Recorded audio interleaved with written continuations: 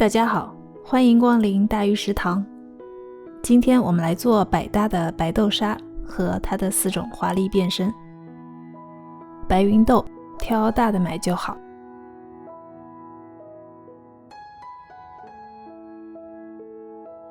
用清水洗干净，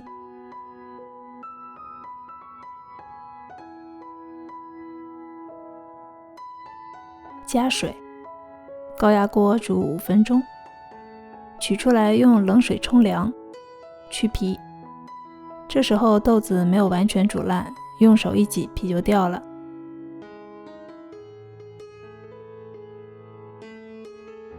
把豆子重新倒入锅里，加少量水，把芸豆煮烂。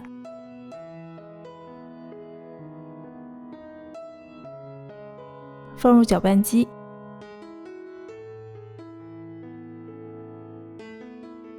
加适量白糖，打成细腻的泥。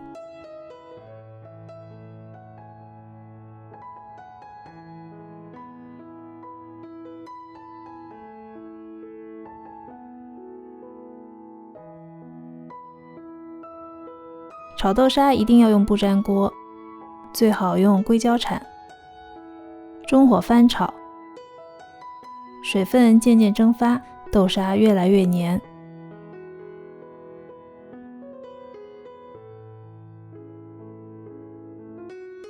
可能有一段时间锅里看起来一团糟，没有关系，加黄油继续翻炒。我加的是白糖和黄油，你可以换成麦芽糖加植物油或猪油的组合，都能很好的成团，味道会有所区别。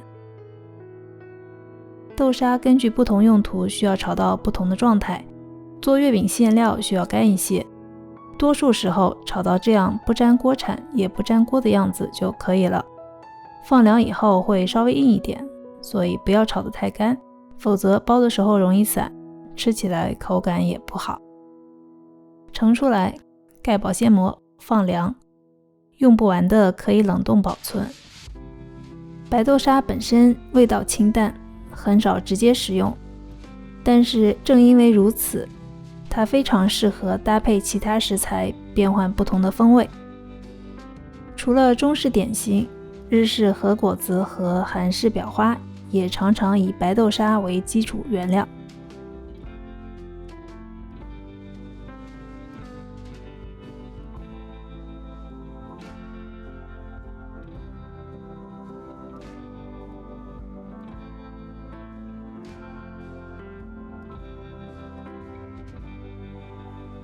加入切碎的蔓越莓干，就是蔓越莓口味。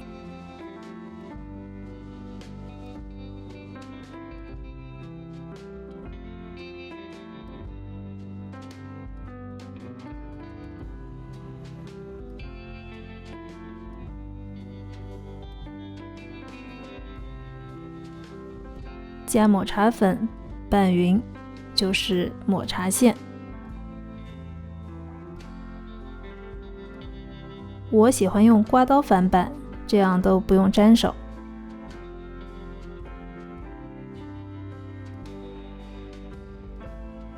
还可以加入其他的果蔬粉，我加了紫薯粉和可可粉，这2种粉都不太显色，要多放一些。